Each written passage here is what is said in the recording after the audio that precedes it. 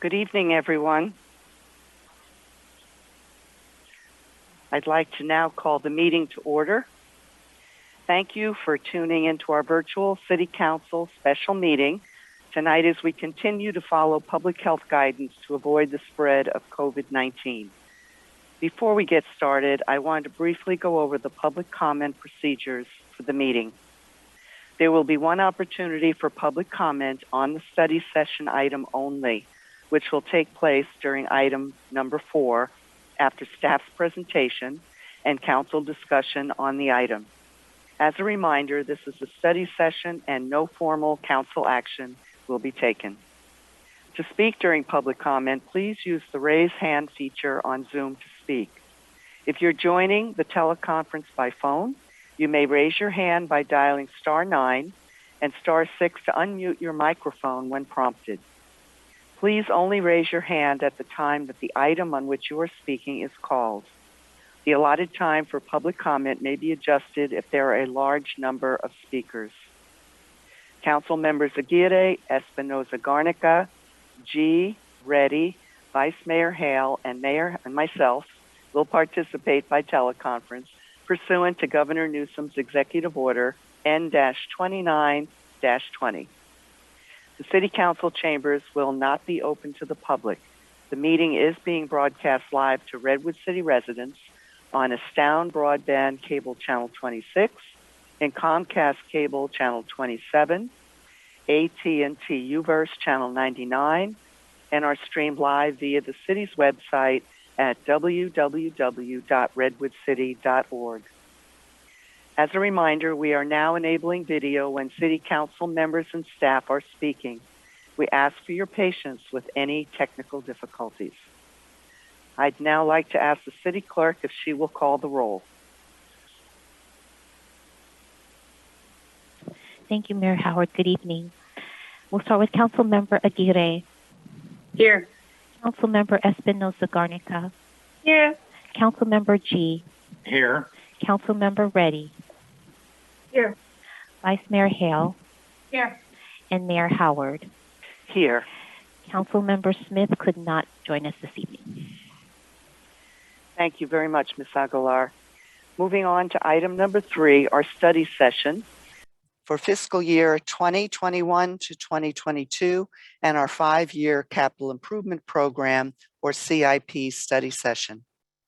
Our city manager, Melissa Stevenson Diaz, will introduce the item, and Assistant City Manager and Administrative Services Director, Michelle Poche-Flaherty, Community Development and Transportation Director, Mark Munzer, Public Works Services Director, Terrence Jaw, and Parks, Recreation, and Community Services Director, Chris Beth, will give a presentation. Ms. Diaz? Thank you very much, Mayor Howard. And I just want to check the sound level. Good? Okay, thank you so much. So good evening, and if you could go to the next slide, please. I have the easiest part of the whole evening, which is just to orient you to where we are in the overall budget development process. So you'll recall that in February, we provided a mid-year budget update, and that is our roadmap for developing next year's budget. We tonight are going to focus on the capital budget, our capital improvement program, and the staff who will be speaking will help give you a brief picture of some of the projects that are underway, already funded and continuing, and then speak to what our needs are going forward and our anticipated recommendations when we come back to you in June. Also wanted to quickly highlight we have a couple of other budget-related activities happening. So on the 22nd, we have a special community meeting on our public safety budgets. We've had many inquiries and requests to better understand for police and for fire, and so that special meeting will be hosted by the mayor and vice mayor with city staff there to provide additional information. And then on April 26th at a city council meeting, we'll have an update and recommendations related to federal grant funds, CDBG, and home programs. And then in June on the 14th, we'll have a study session on the operating and capital budget and anticipate that council will have a public hearing and adopt the budget on June 28th. So with that, I'll be happy to turn it over to Assistant City Manager Michelle Poche-Flaherty to walk us through the next part of the presentation. Thank you and good evening. I'm Michelle Poche-Flaherty, Assistant City Manager and Director of Administrative Services. And with me tonight is our Financial Services Manager, Derek Rampone, and our Capital Improvement Program Manager, Teresa Yee. Also presenting this evening is our Parks, Recreation, and Community Services Director, Chris Beth, Public Works Director, Terrence Yaw, and Community Development and Transportation Director, Mark Munzer. Together, we represent a much larger team of project managers and other staff who've contributed their expertise to the preparation, management, and implementation of our capital improvement program. The questions we have for the council tonight focus primarily on the specific capital projects that we've identified for funding this year and the funding sources for those projects. So we'd like you to give that some thought as you consider your questions for staff tonight, and also any feedback you'd like to provide us. There are two different planning documents that we reference when we talk about the Capital Improvement Program, or CIP. The city has a 5-year CIP, which sets out the longer-term funding plan for infrastructure projects like buildings, parks, roads, utility system improvements, etc. And then each year, as part of the budget process, we adopt the annual CIP, or Capital Improvement Program, for the coming fiscal year to confirm which funds will pay for which capital projects in the next year. We have several funding sources for capital projects, and I'll go into detail about those in a few moments. But first, I'd like to ask 3 of our department directors to share a few examples of capital improvement projects that they manage.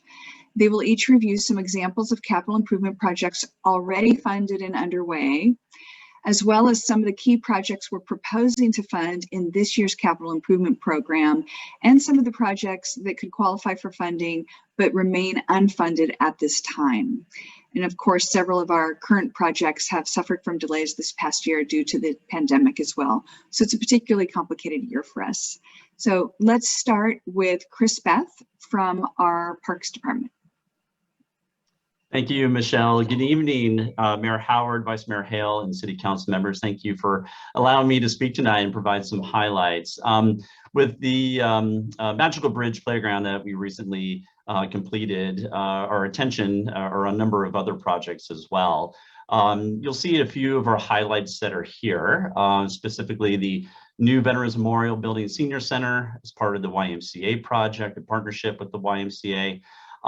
We have completed the design, and the project is currently out to bid, and we expect to go back to City Council later in May, so we could, with good luck, and we have a good bid to present the award bid and also the bond financing documentation and approval process. Also, too, if you recall the downtown parks plan, that we had a feasibility and assessment plan where City Council chose 3 sites, the Library Lot A, and then behind City Hall and out through Bradford Street to the Redwood Creek and out to the Bay Trail. You see that highlighted in green in the middle picture.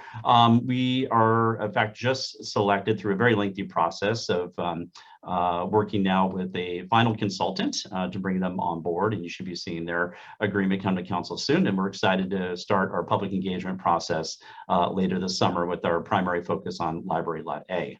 And then also the Pirate Ship Imagination art area. This is by the Rubbish Shores Library. Quite a lengthy process working with BCDC, and we are finalizing the bid package so we can look to begin late this summer.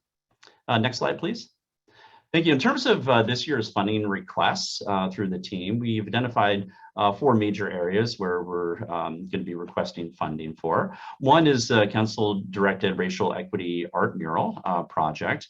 So we requested $100,000 for that process, and as we heard from the council, this is an important piece for our community. We do have a steering committee that have been actively meeting for the past 6 weeks. They have a meeting right now, in fact, and we're looking to launch a public engagement process very shortly.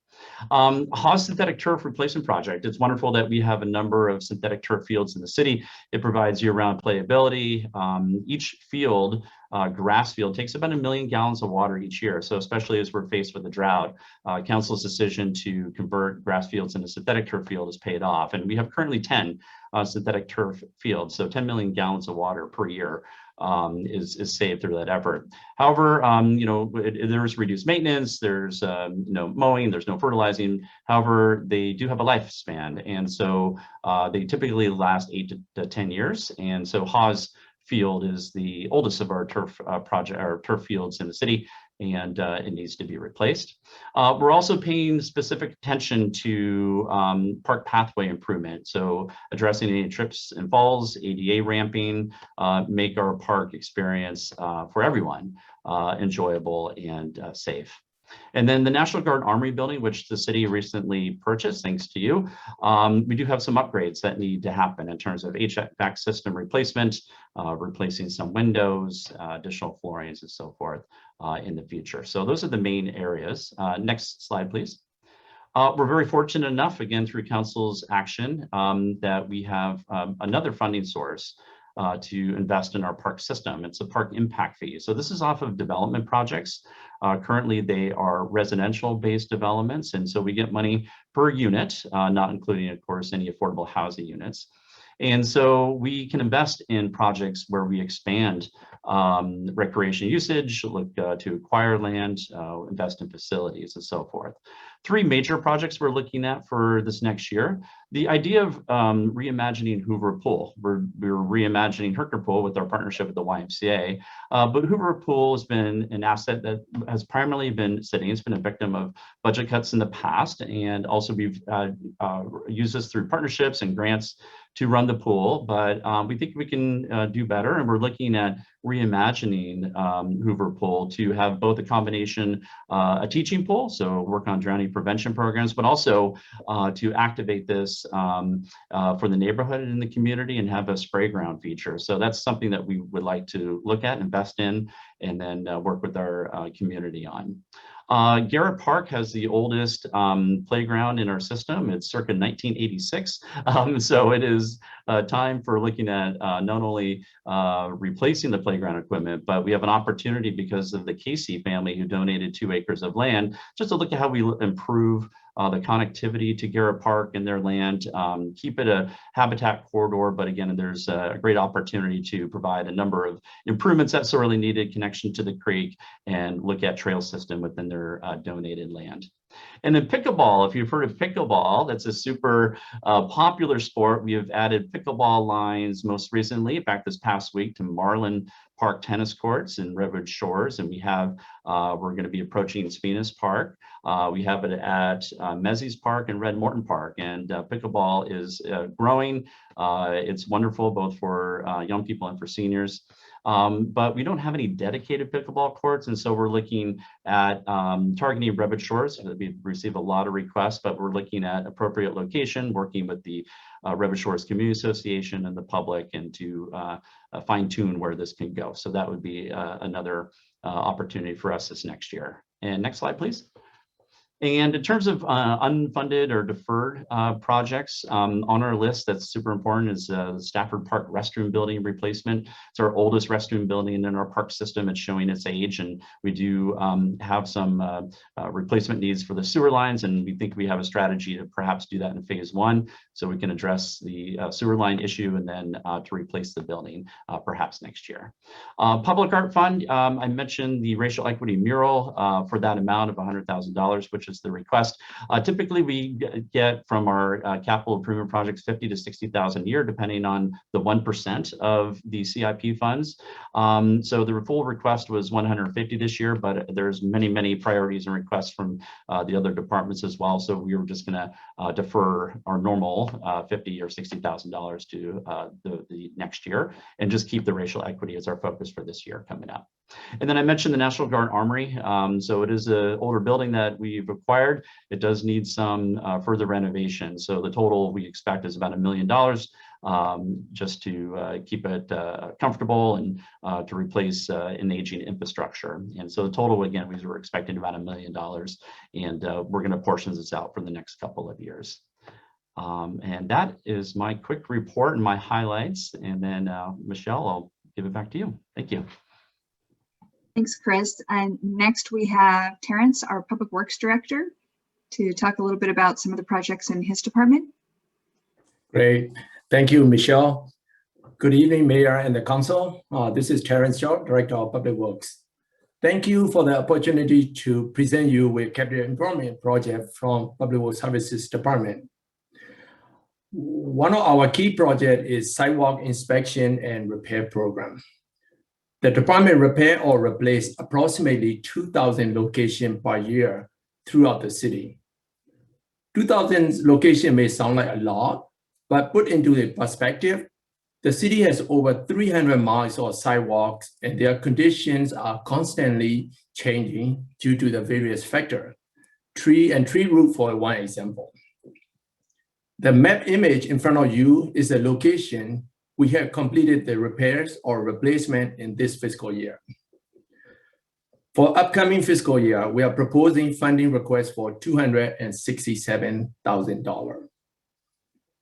We are also aware of the community member concern of certain neighborhoods are not seeing the result of the cost-sharing sidewalk replacement program. We heard the concern loud and clearly. We are reimagining the process and the policy of the existing program. We are currently meeting with various neighborhood groups, neighborhood associations to receive the community input. We are aiming to present the updated sidewalk replacement policy to the Council Utility Subcommittee on late summer. Next slide, please. Another key project is LED streetlight replacement program. City has over 5,000 streetlights and 60% of them are already replaced with LED streetlights to reduce power consumption and greenhouse gas reduction. Also, LED streetlights provide better lighting conditions than traditional low and high pressure sodium lights. Next slide, please. Now I'm switching over to project requested funding for the coming fiscal year. The first project is Fire Station 9 Emergency Power Resiliency Project. Fire Station 9 serves as a backup dispatch center for San Mateo County 911 call center. The existing emergency standby generator is over 30 years old and maintenance parts are becoming difficult to source. Instead of replacing with another diesel power generator, staff will explore a green power backup system. The study will include solar power, battery backup, and perhaps a smaller generator for prolonged power outages.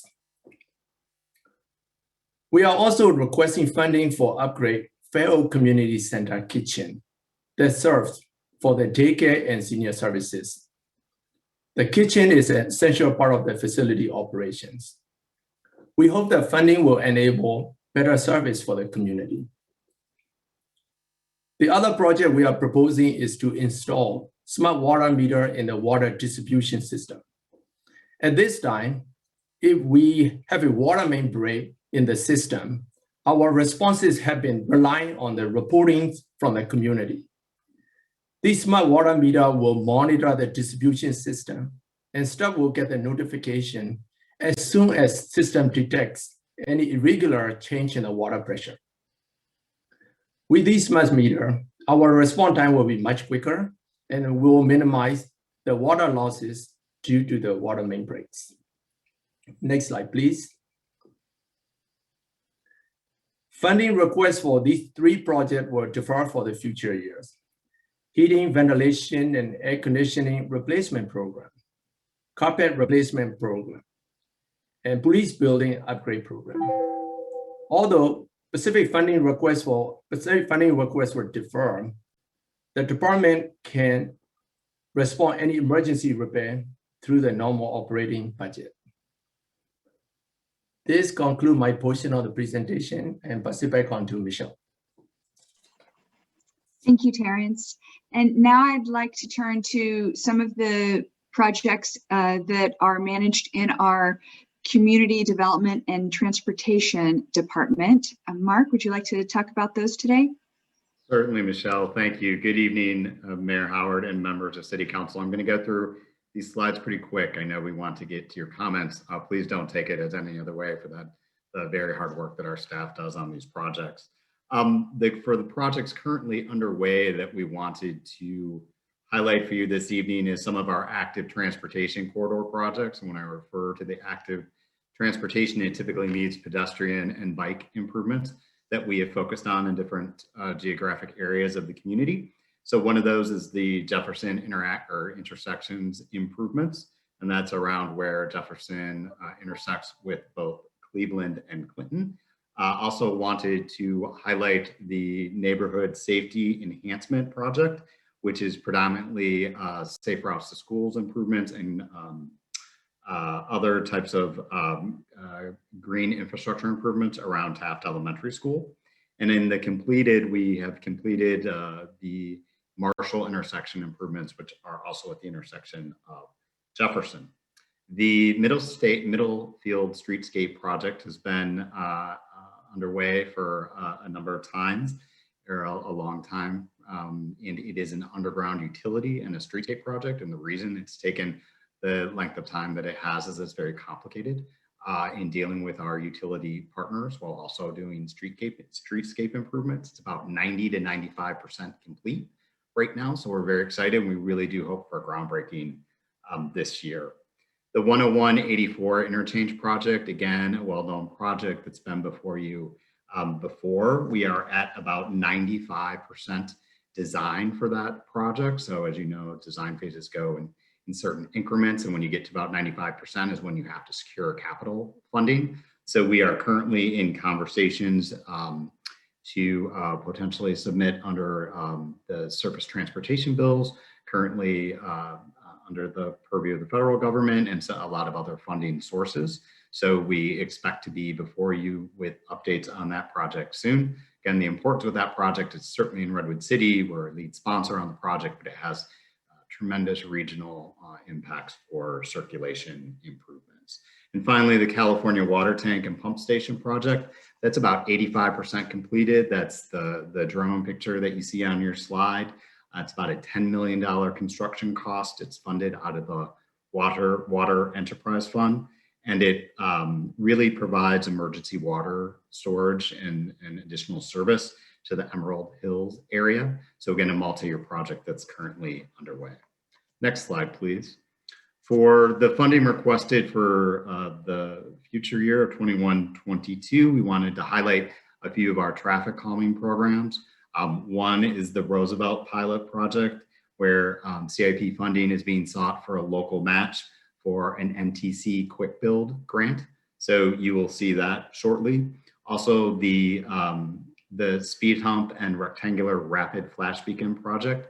A lot of words there, but the importance of that project is that it installs speed bumps and flashing beacons at current locations. And right now we're looking at that implementation on Hudson Street. And also included under this category is the Hopkins Traffic Safety Project. So this would institute traffic calming measures along Hopkins. We are looking to issue that final community survey very shortly, so we can get confirmation from that neighborhood that they would like to proceed. The sanitary sewer pump and rehabilitation project. This, for those of you who don't know, the city has 31 sanitary sewer pump stations, and they routinely, periodically need improvements and maintenance done for them. Next year, we'll be looking to rehabilitate pump station number 8, which is in Redwood Shores. And then the water main distribution system replacement program. So this is also an annual pipeline replacement program that looks at the condition of the infrastructure and makes improvements based on that. It's based on a lot of history, certainly based on the condition of the infrastructure, and we do a lot of planning as to where we think it appropriately needs to be replaced. It's a large system asset. It's about 260 miles of pipeline. And as I said, we routinely replace it on an annual basis. Next slide, please. Also funding requested is the roadway pavement management program. I apologize, I don't know about you, but I cannot read the legend or the colors. So I have asked my staff to kindly send that to me, and I will send that to you. What I can tell you is that the different colors mean different streets, certainly within the community, and when and how they'll be replaced. So a street is maintained or resurfaced using different types of construction methods.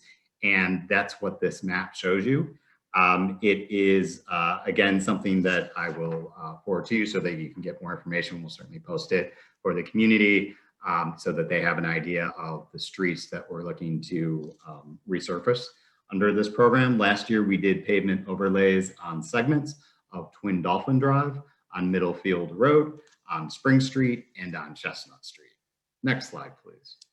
And then there were some projects that, similar to other departments, unfunded or deferred. Those include some street drain and some improvements to our creeks and channel network. We do have about 8 miles of Redwood Creek within the community, and much of that has channels that need to be maintained, a different infrastructure that needs to be maintained. So some of those walls need some attention. So certainly something in future years that we need to look at. And then the Redwood Shores Lagoon circulation program. So this allows for the water to continue to move within the lagoons and doesn't cause when it sediment and other algae and whatnot to settle in the lagoons. So it's something that we frequently look at and is part of our CIP program, and certainly something in future years. So with that, I believe I'm turning it back to Ms. Flaherty. Thank you. Thank you, Mark. Can we go on to the next slide, please? Great, thank you. And then a few additional noteworthy projects proposed for funding this year include the library's replacement of its automated materials handling system and the IT division's funding of technology upgrades. In addition, we continue to make steady progress each year in compliance with the Americans with Disabilities Act with the completion of more curb cuts throughout the city. So those are a handful of the key projects that we're proposing move forward this year. And now I'd like to shift to how we fund these important capital projects. This chart shows the funding sources for the recommended projects in this fiscal year's CIP. We refer to most of these as restricted funds because they have particular criteria for the types of projects they can be used to support. So for example, we have special revenue funds that are funded by things like the gas tax, Measure A revenues, or transportation grants, for example. Then we have capital project funds, which are made up of impact fees that are charged for the impact of development on the community and the need to then provide services to support that impact. And then we also have our enterprise funds, such as parking, sewer, and water enterprise funds, which receive their revenue from the service fees charged for those services, from the user fees. So we've grouped the funding sources into 4 categories for you here, color-coded. So the water and sewer funds are shown in blue, and those make up about 47% of this year's projects. Transportation-related projects in green total about 32%. Parks, arts, and community development block grants, shown in yellow, make up about 7%. And the capital outlay fund, which is shown in pink, funds about 19% of this year's proposed projects. That pink part of the pie chart, the capital outlay fund, is where our non-restricted funding is budgeted.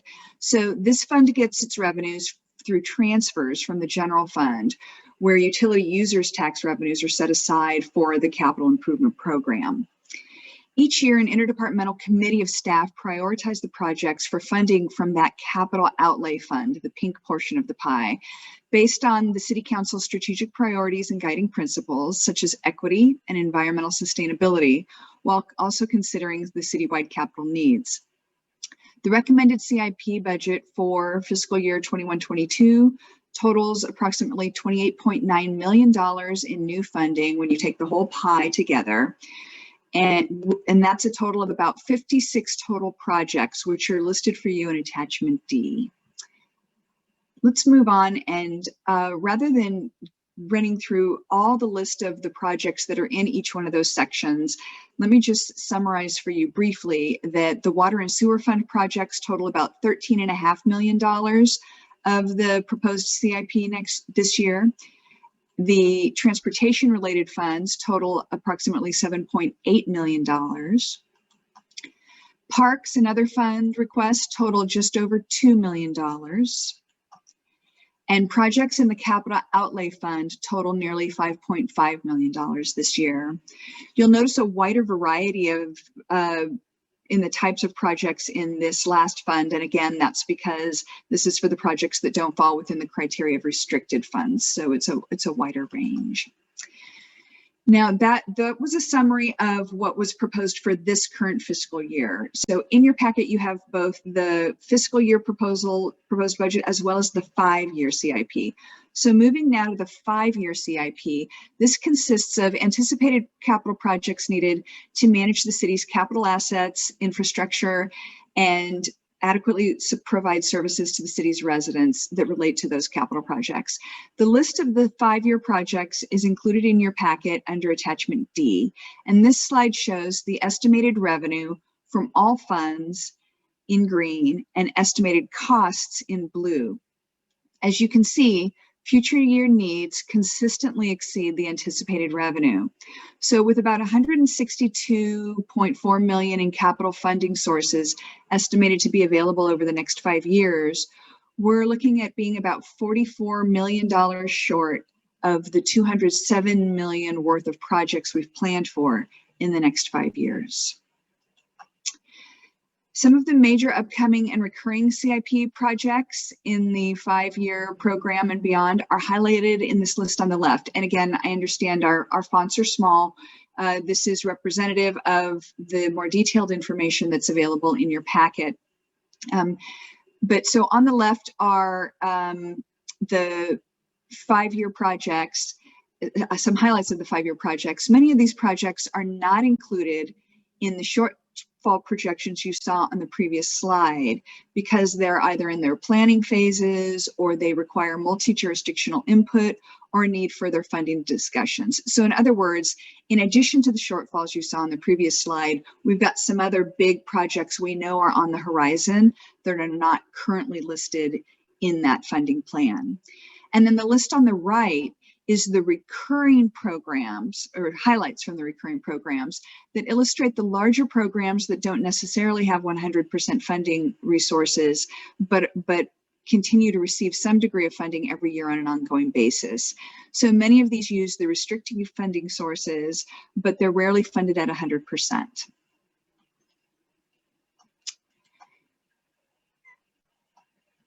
So you can see there's a funding gap. In fiscal year 2021, we're looking at a $12 million gap.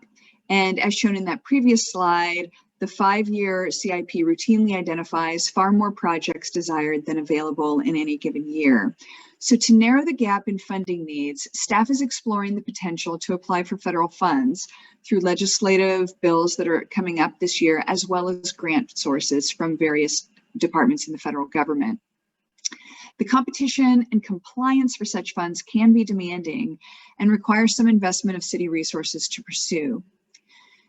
Another source of funds could be a commercial parks fee. The Parks Department is going through a process now of updating our residential park impact fees and considering introducing a new commercial park impact fee. They've already discussed this with the City Council's Finance and Audit Subcommittee, and presentations to developers are being scheduled over the next 2 months. Staff expects to bring recommendations to the full City Council regarding this in September.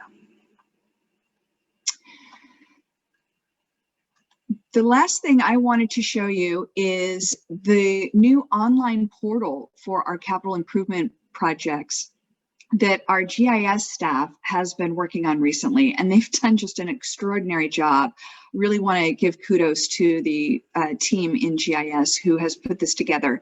The online portal was originally designed just for internal staff use. So it's a little on the wonky side. There's a lot of detail in it, and it may not be entirely intuitive to the public initially, but we wanted to go ahead and start to make it available to the public right away. We understand there's a lot of interest in how we're funding programs this year, And so we're going ahead and we're creating a link to this portal now, and the public can access it as of today at the address shown on the slide now, and the public can click around in here and start to get more information about various programs and projects in the CIP.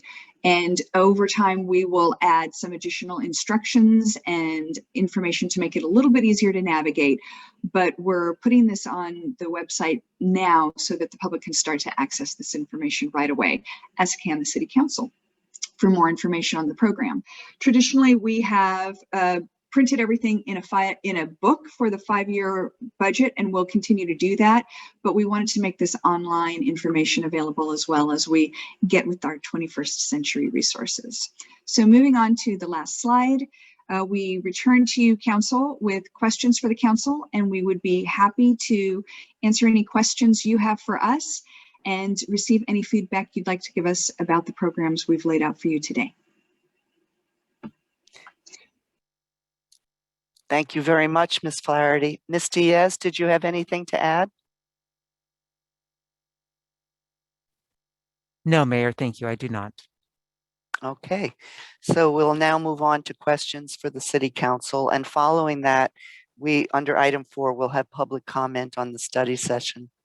So I'd like to ask the Council now who would like to begin with any questions or comments about the presentation we just received. Councilmember Reddy? Thank you so much to staff for this amazing work. I was very impressed, and I was able to understand most of it, and I appreciate that. The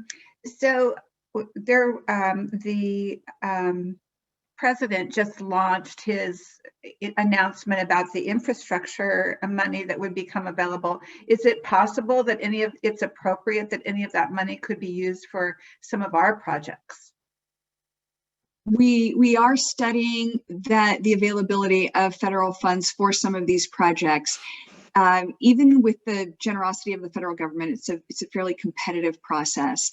So we're in the process of reaching out to our congressional delegation and expressing interest in the potential of federal funding, for example, for the Highway 101-84 interchange, as well as exploring the feasibility of potential funding for grade separation. And we will continue to look for grant opportunities as well from the different federal agencies that are making funds available. But at this time, we haven't identified any additional funds beyond what we've shown you here.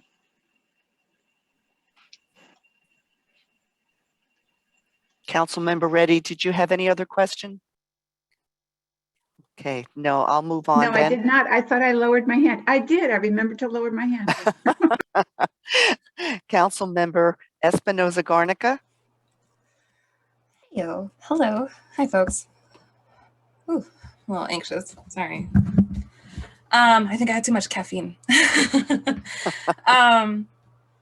So I'm really appreciative of this presentation. It was a really good presentation. I'm happy to see the projects that we're working on. And most recently, I made public my concern with our sidewalks, and I was learning as I shared my experience walking the sidewalks around Stambaugh, which is in my district, after multiple residents urged me to take a look at the sidewalks.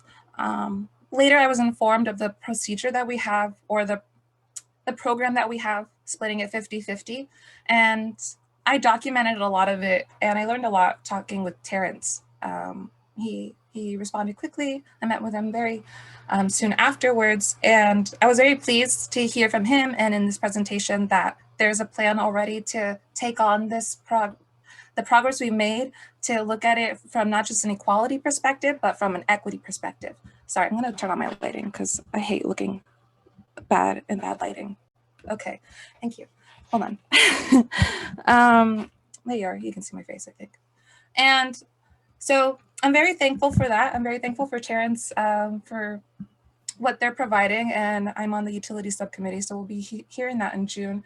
I don't know. I did bring this up with the manager, and they said that staff would not be able to produce like sufficient like information in a staff report if we expedited it for us to meet sooner than June. But I'm curious if after June we can, push to bring it to council after the subcommittee votes on the program, because I think during now, when everyone's quarantined still, like I know we got a lot more vaccinations, but people are still stuck at home. And the concerns for sidewalks is very much an ADA issue. And it's also an issue for, it's an issue for the elderly and the disabled, especially during COVID. We're encouraging people to use our Safe Street program, to walk and go outside, because access to outdoor space is very limited, but many people are stuck. They're isolated in their homes. And, as a caregiver, I witness that all the time. So it's really important to me that we try and move this as soon as possible. So I would, that's one of my questions. If after the approval of the plan is made in June, can we expedite it? What's the parliamentary procedure to do that? Because I really do think it's a safety thing, a risk thing. I did learn a lot. There's some things we can even start doing now that Terrence informed me, like some of the uneven stuff can be 100% funded for the city. So yeah, I've learned from Terrence that it's like we're looking at a sliding scale option. So I think that's really great. I'm interested in policy and basically creating new revenue.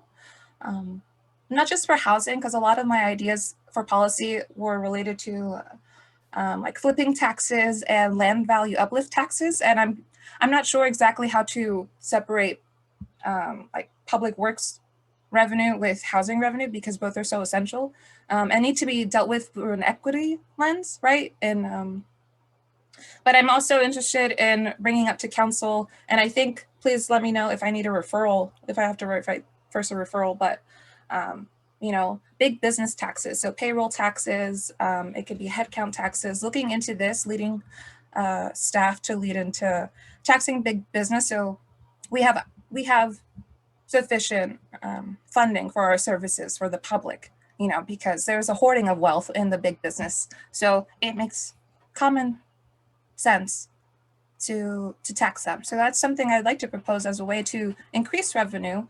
I'm curious if we know what we're doing with the marijuana taxation also, for example. Like, is that general funds or is that decided even? Because yeah, this is all very holistic, right? So I definitely want to implement more taxation that's like towards big business. And I'm curious if any of the types of taxation I'm looking at that ends speculation on housing, right? Because we don't want housing to keep rising, like the value of housing to keep rising, can also help our public works as well as our housing crisis. So those are some of my ideas. Those are my goals. And I hope y'all could capture some of the questions I had. I definitely want to go through with the ideas of policy proposal I mentioned, and if y'all could let me know how I do that. And I also want to gauge interest of the council, see who's interested in my policy proposals now, just so I have an idea of what I'm working with. So thank you. At this time, we know we're not taking any council action, but certainly a good time to, as we were mentioning, identify any projects that we think, are we identifying the right capital projects for funding available this year? And is there additional funding sources that we would want to designate for capital projects? And a couple of the questions, I'm not sure, Melissa, if at this time, I know that we could do a campaign around marketing for the sidewalks, because I know that when someone calls and identifies a sidewalk that is a danger, I know that the public works staff is very responsive in getting out there. And even if it's a temporary fix, it's a safer fix than it was before. So they're very good about that. So there may be an opportunity for us to get that message out even more than it is today after we approve the budget, because the money we do go through the money quite quickly. There are so many sidewalks, so that might answer one of the questions. Vice Mayor Hale. Mayor, I did see that the city manager had her hand raised, so I don't know if she had a comment to make first. Oh, thank you. to wait. I didn't see that. Ms. Diaz? No problem. Just briefly to answer the question around cannabis revenues. So at this time, the policy direction has been that those would become part of the city's general fund. And so that's one way that the council has identified ways to manage our increasing operational costs, separate from capital, but our day-to-day operating costs to provide services. So council has provided that direction. And in terms of how the council looks at new revenue sources, this hearing is one way that we're seeking input from the city council, and Michelle had a slide up about some of the ways that we're looking at doing that in the coming year, including looking at using federal funds as soon as we know more about those, as well as a potential fee associated with commercial development for parks. And we'll be interested to hear if there's other council interest on those and other revenue generation ideas, such as the ones you've mentioned. The other ways that those tend to come up are through the work of the Finance and Audit Committee. They're the committee that in the past looked fairly recently at the prospect of increasing our business license tax with the thought of having more revenue come in to fund transportation needs. Thank you. For clarification, Ms. Diaz, could I also ask, once we do start having the storefront with the cannabis, would that not improve? I don't think you're working that amount in because we just don't know, but isn't that something that could potentially increase our revenues in the future? Yes, and actually that is in our forecast in the general fund. So it is intended to be helping to support our operations through the general fund. Great, thank you for the clarification. Vice Mayor Hale? Thank you, Mayor. I wanted to make a few comments and then answer the questions. First, I wanted to say thank you. Overall, thank you to staff. What I find particularly challenging about this year is that we've had a decrease in our budget due to COVID. There's this potential for federal funds, but we're still uncertain what that path looks like. So we have to thread the needle based on the funds that we have available, spending them wisely, but then also having an eye on what we would want to fund in the future should more funds become available. So that's what I really see our staff as having done with this exercise. A few call outs for me. I really like the focus on some of the parks that have not received as much attention in the past. Hoover Splash Park, that's a great idea. That's something that neighborhood has needed for a long time. I do have questions about the Garrett renovation. Overall, when I looked through the staff report, there were several criteria that were used to rank projects. Actually, equity wasn't one of them. And I was curious about that because it is an underlying principle for the council, and would love to hear more about how we factor that in. Garrett Park renovation, I'm just curious why that would be on the priority list. It feels like an underutilized park, and I don't know if it's the chicken and the egg, if it's because of the equipment or if it's because it's a less dense area. And so I'd like to better understand how we prioritize the parks. Stafford Park has long needed a shade area, and I didn't see that on the list either. And it is a heavily utilized park. So it'd be good to get some more information on that. Maybe I'll pause and see if staff has a reaction to that before I move to my next point of feedback. Yes, hi, if I may. Thank you, Vice Mayor Hale. Appreciate that. For Garrett Park, we had it on the list primarily to replace the playground equipment. We probably put it on hold too for the past almost 5 years. The reason is because of the potential development that is now the land has been donated by the Casey family, so that development project is no longer needed, and there was an issue potentially with the county and county land and access for road.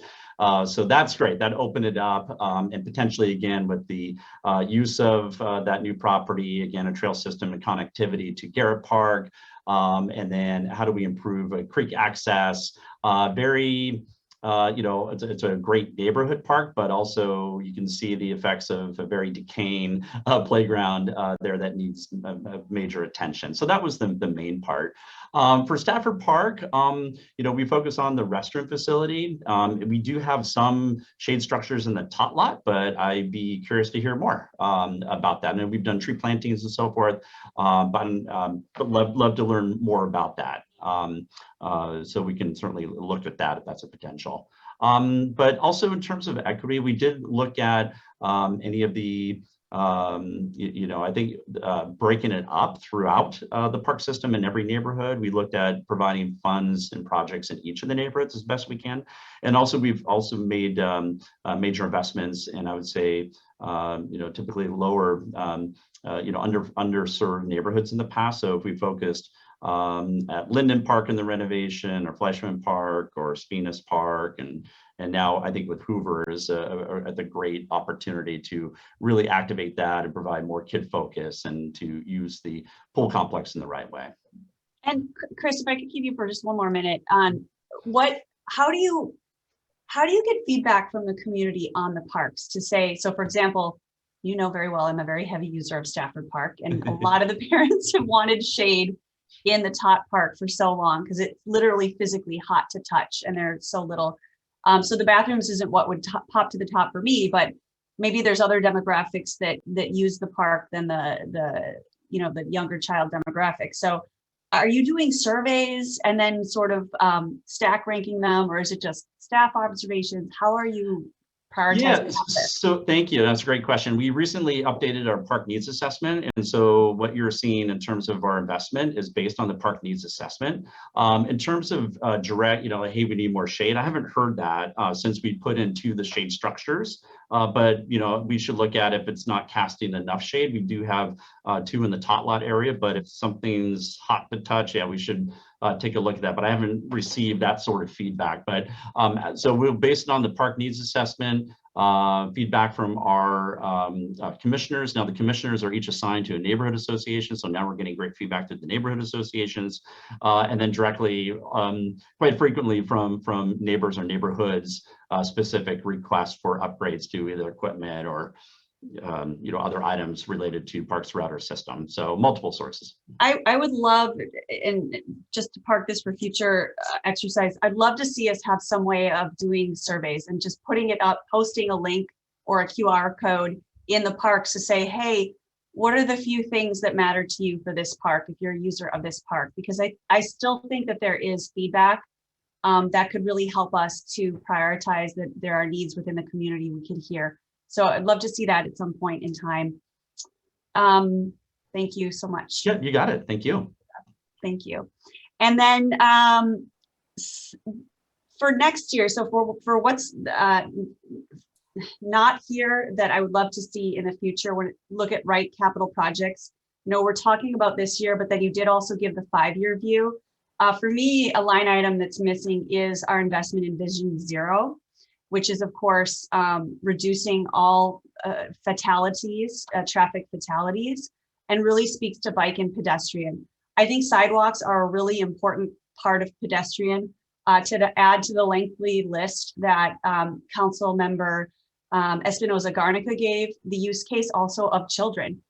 You simply cannot walk a stroller down some of our streets. My own neighborhood had that problem, and it took us a long time to get that resolved.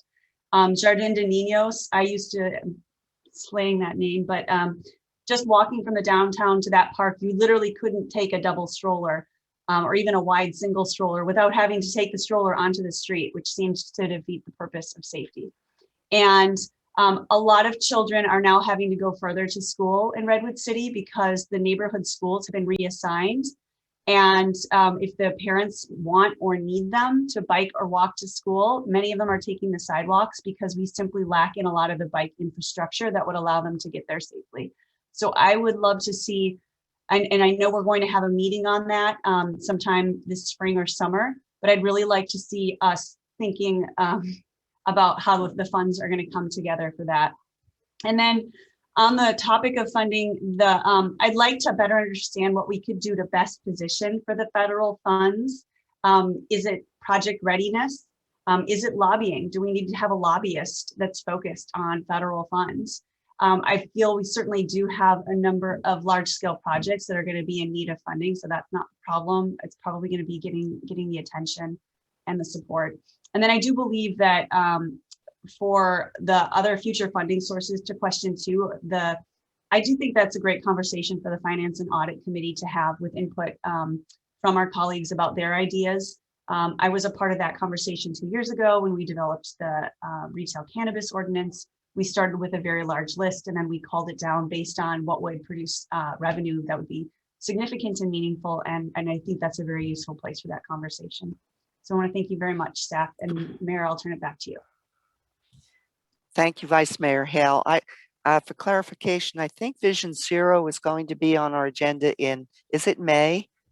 I believe. It's Yes. coming up very shortly, and I think that's why we were going to have an extensive conversation on that, because you're correct, Vice Mayor Hale. It's very, very important that we have emphasis in this area, and so I think we'll have a really good discussion on that in May. And as I really like the idea, and it was one of the things I was going to ask about, how do we best position ourselves for funding? And so maybe I'll let our city manager give that some thought, because I bet I won't be the only one and you won't be the only one. That what do we need to do to make sure that we are ready to identify and get funds when they become available, or be ahead of the curve to get those funds? If I may make one more comment, Mayor, because you Sure. triggered my memory on it, is I actually recently walked, so now the Mount Carmel assigned school is Clifford, and I walked it, and you couldn't walk it or ride it as a child because there are segments with there's no sidewalk. So you would have to walk on Alameda de las Bogas or on Edgewood Road, which goes to the 280. And so I really do think this is an important topic for health and safety of our children. And I'm so glad we're going to be having that conversation soon. Thank you. Great. Ms. Diaz, you have your hand raised. Yes, I thought I could just maybe quickly identify what we're thinking about at the moment related to federal funds. It's a really exciting time, I would say first in decades, really, to think about this amount of federal investment, and much still remains to be determined at the federal government to assess, what will actually pass muster and what might actually flow to cities. Internally, we've been doing work to figure out which projects would be shovel ready, which kinds of things would compete well compared to prior infrastructure investments, such as back in 2008 and 2010. So we have some sense of that. It really will come down to the details of what ultimately is funded and what the rules are on that. I would say it seems to me that we will likely need some special resources to help us compete effectively. And so I am assessing that as part of my budget recommendations to you in June to make sure we have capacity. We haven't staffed up for this sort of effort because this sort of money hasn't been there in the past. I do think that we'll likely need some outside expertise. Thanks. I would agree with you, and thank you so much for already thinking of that. So I think we really do need some help, so we make sure we get the most amount of money we can. Council Member Reddy.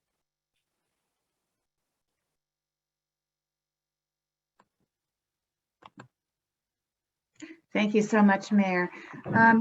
I just wanted to mention, I thought there was going to be a public hearing, so I didn't make my comments earlier, but I wanted to report that I attended a CCAG meeting last week, and was one of the breakout sessions was about the stormwater system maintenance that each of our cities conduct. And I was, I shouldn't say shocked, but I was a little bit surprised that some cities in the county, the residents of some cities actually pay or support the stormwater maintenance programs in their cities, and Redwood City doesn't. Redwood City residents don't support that particular account. And apparently there's $600,000 that is spent from the general fund. And I'm thinking that if the residents of Redwood City have the opportunity to contribute to a fund in order to support stormwater, then that $600,000 could be used for other things. And because our residents are so concerned about flooding and sea level rise, I think that it could be something that that our residents could think favorably about. So I just wanted to mention that that's one area that we might consider in the future for a revenue generator. Thank you.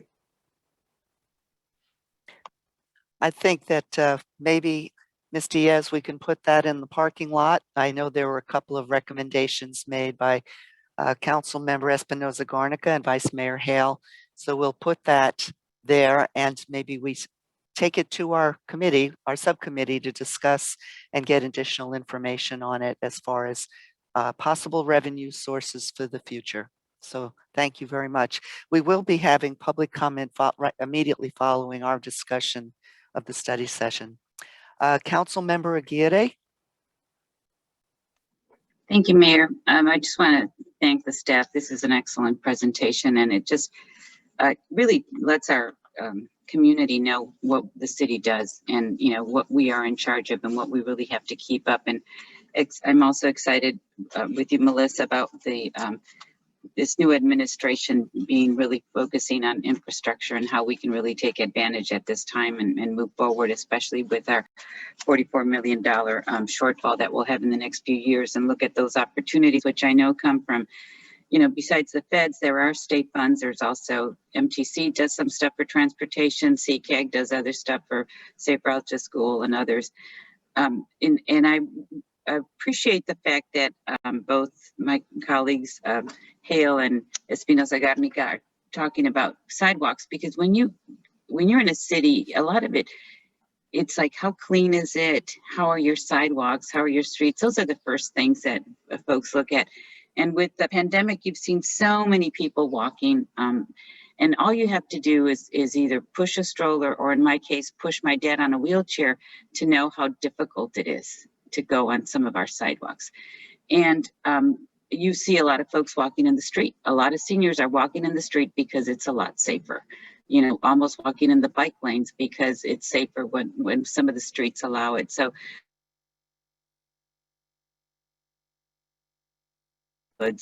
and prioritize, you know, where there's children, I don't know, maybe not prioritizing in one way or another, it has to be equitable, but I think that's a really important point that we're doing. And that leads me to just one question, because I think, yes, we are identifying the projects. I think these are great. That's what a city does, is what we're doing right now. Pump stations, all of these things. What about the Safe Streets program? Are we going to continue that program? And I didn't see it in the presentation.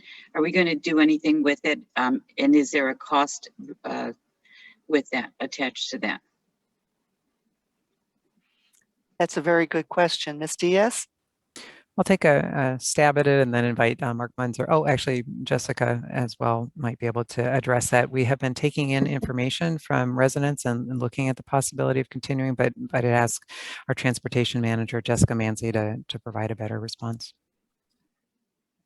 Thank you, and that's a great question. We have been spending quite a bit of time in trying to get additional input from all of the neighborhoods that either have a slow street today or still are interested in having one.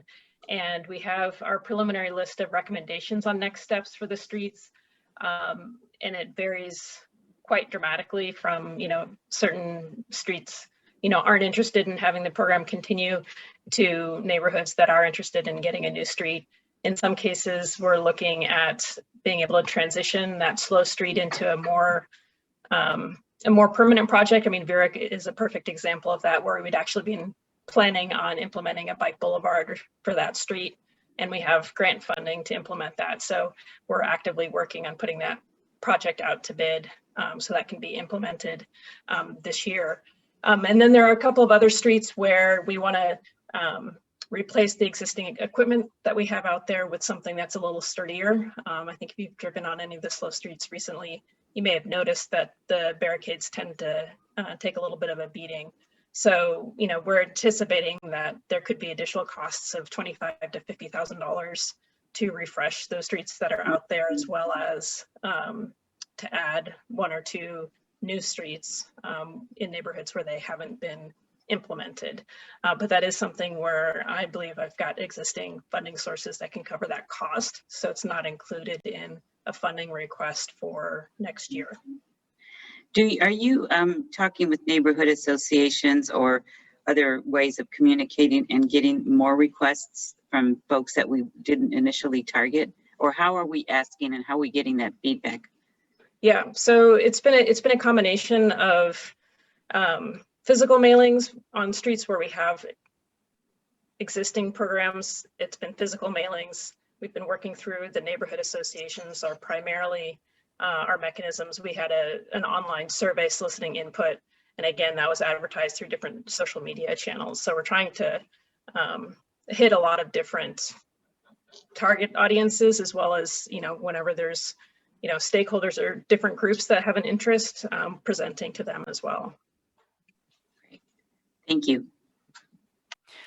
Ms. Manzi, I was wondering, it sounds like you're gathering a great deal of very good information. Maybe when we have our meeting in May, when we're talking about Vision Zero, a portion could be giving us an update of where you are with this program, because I've had a lot of people asking me the same questions, and it would be nice if you just share that information and maybe possible next steps going forward. Definitely. Thank you very much. Councilmember G. Thank you, Mayor Howard. I just want to take a moment and be brief because we've got our council meeting still in front of us, but I want to thank staff for all the work and putting together the CIP program for this year. It's a lot of hard work. Traditionally, there's always more need and not enough money, and establishing priorities is always the hard part. And so thank you to the entire team that worked on presenting the CIP to the council and to the community this evening. Ms. Diaz, thank you for your comments about seeking and being prepared to compete for federal stimulus funds. If time permits during the council meeting, I've got a pretty large update on transportation in the region. And it truly is an unprecedented time, potentially, with the stimulus package that the president's talking about on infrastructure and transportation. But the key is readiness, preparedness, and getting the attention of the administration. And to do that, we will need to invest some money into resources to be able to position Redwood City to be successful. In addition, the more that we can partner with other cities or with the county will enhance our competitiveness for receiving some of those funds and those grants. And so in some ways, we aren't, there's still time to get ready. In other ways, we have to hurry up and get ready because those things take a lot of effort to compete for federal dollars, but we will probably need to invest some resources to be competitive. So thank you for thinking about that and look forward to that presentation. Thank you. I see no other hands raised at this time. I just wanted to say thank you also, as Councilmember G said, I want to thank our city staff. I really, really appreciated the way the report was given to us this time.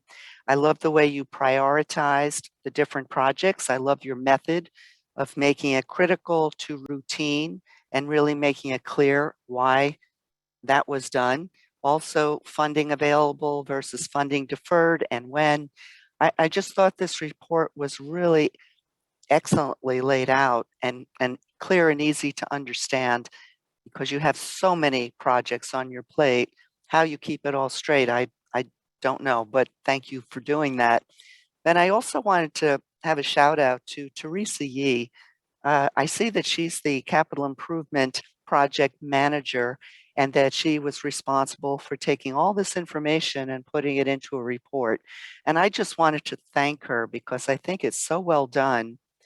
I'm going to hold on to this for some time because it's got a lot of useful information in here that will help me as people ask me questions about what's going on in different projects in our city. So thank you to our staff. You did a marvelous job.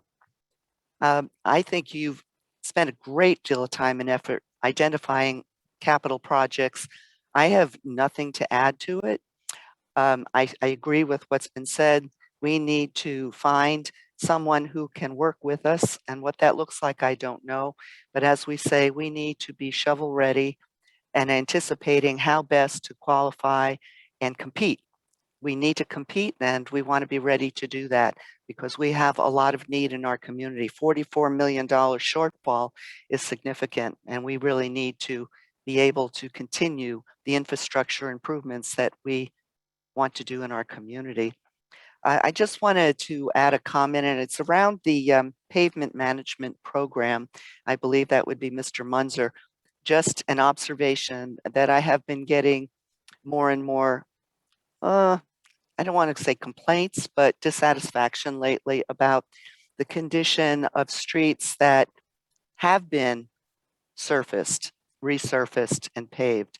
And so I just wanted to let you know that because I think at this time, maybe we should be looking at the different companies we're using. This may be a time where we reevaluate whether we are getting the best product for the best price. I just would like to throw that out there because I went down one street, and I'll talk to you privately, but it's a street that's been brought to my attention, and he was right. I was bumpity bump all the way down the street, and it wasn't done that long ago. So I think that maybe we need to look at who are we hiring for these jobs, and is it time to put it out there for a more competitive bid or a better quality of project? So I just wanted to bring that to your attention. Thank you, Mayor Howard. I look forward to that conversation. Certainly low bid is the process we follow, but performance matters clearly. So if this is something we need to revisit with a particular contractor, happy to do that. I was pleased to see that you're also looking post-COVID, we hope fairly soon, but looking at new ways of putting bids out and how to assess. I'm really glad that we have that opportunity to do that. Let's look at what we're doing and see if we can do it better. So thank you.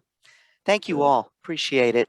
If there's no other council discussion at this point, then I think that we've given a lot of information to our staff.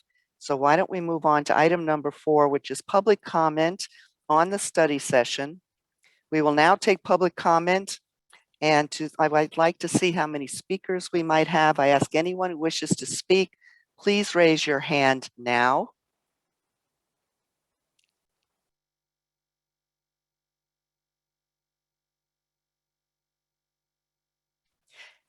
And the comments would be strictly on the study session. There will be an opportunity for public comment in our next meeting that will start immediately after we adjourn from this study session. I see 4 hands.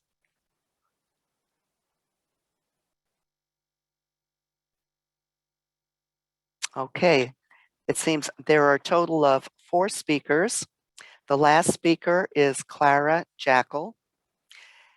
And there'll be no more public comment taken after Clara Jackal speaks. Any additional speakers queuing up after her would be able to send their comments to council@redwoodcity.org. So each speaker will be given 2 minutes to speak. I'll call the names in the order your hands are raised, 2 at a time. The timer will begin when you begin speaking, and it's okay for your comments to be brief. And it's okay to state that you agree with a previous speaker. So I will begin now with the first speaker is Pat 3 RD and then Ryan. Yes, good evening, City Manager, members of the City Council, City staff.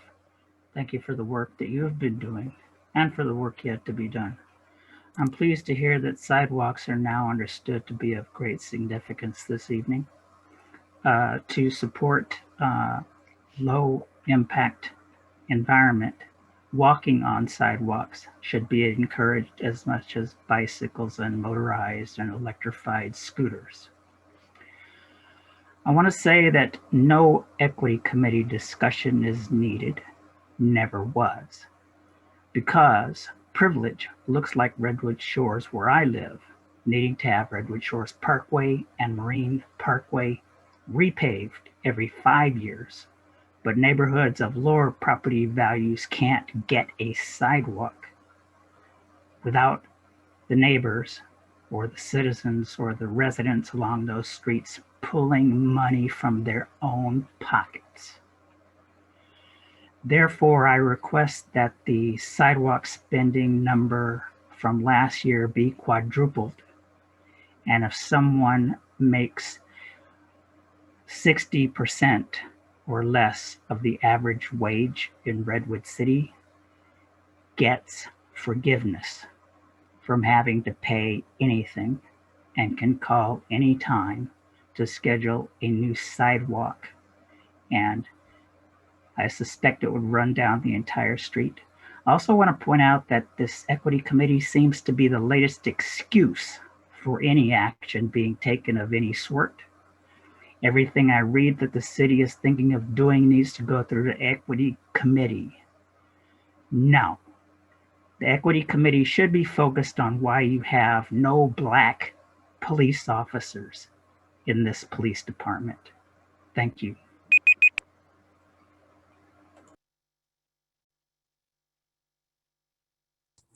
Hi, according to the attachments to the staff report, it is recommended that we spend $900,000 from the capital outlay fund on synthetic turf replacement at Hawes Field, a single field within a single neighborhood of Redwood City.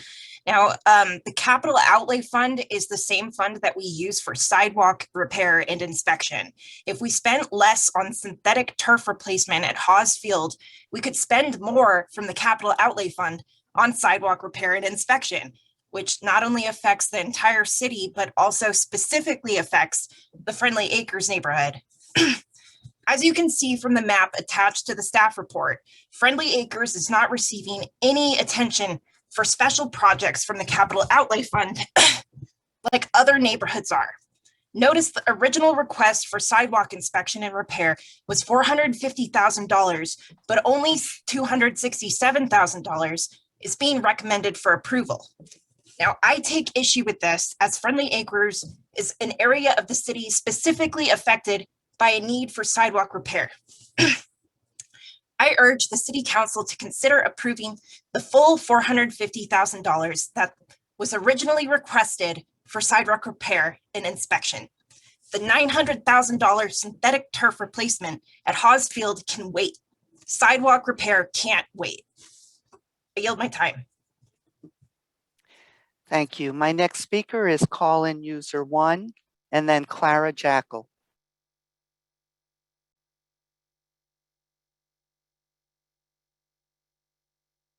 There you go. You're unmuted now. Go ahead. Hello? Call-in user 1.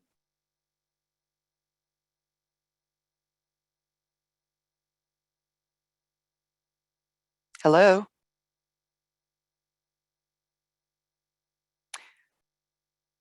We'll go to Clara Jackal and hopefully caller user 1 can join us after. Clara? Yeah, can you hear me? Yes, I can. Excellent. Thank you so much for the time. So I wanted to echo the comments by previous speakers that I think that investing in sidewalk repair is should be a real priority for the city, and not just what we've heard that the program to request sidewalk repairs is easy to access and gets a quick response, but as long as it requires a 50% contribution from the resident, it could be still remain inaccessible to lower income residents and neighborhoods that have not received the investment. So I want to echo the comments urging us to designate cities funds to subsidize that other 50% for residents for whom it would otherwise be inaccessible. Thank you. Thank you. Call-in user 1, are you there?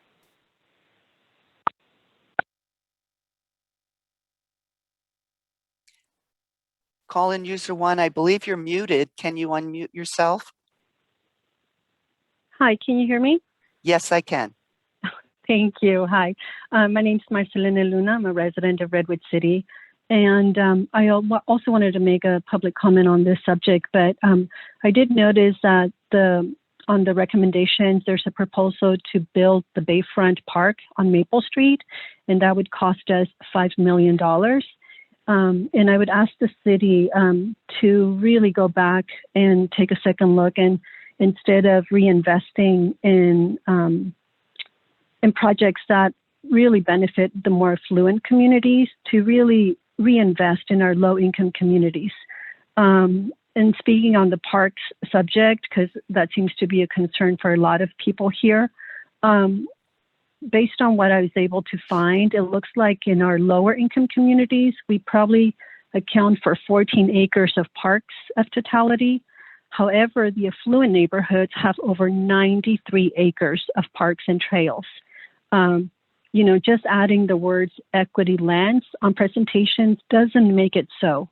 Building up these underserved communities to be equal makes it equitable. So please take a second look at these projects and how much the city continues to invest in affluent neighborhoods. Like I believe Pat said earlier, they keep repaving the bike lanes every 5 years. I had no idea that was going on. So if we really want to be truthful about bringing equity, that means that all those underserved communities need to be built up to be at the same level as the rest of the city. So please do better by everyone in Redwood City. And thank you for your time. Thank you. Now, that would be the end of our public comment tonight for this particular item of the study session. And anyone who has queued up after could email their comments to the City Council at council@redwoodcity.org. And this time, we're going to begin the next City Council meeting in 10 minutes. Please note there is a separate Zoom meeting ID for that meeting. So if you have joined us via Zoom, please be sure to refer to our city website and the 7 p.m. agenda for instructions on how to join that meeting. Thank you so much, and we are adjourned. And in 10 minutes, we will have our next meeting begin, our regular council meeting. Thank you so much.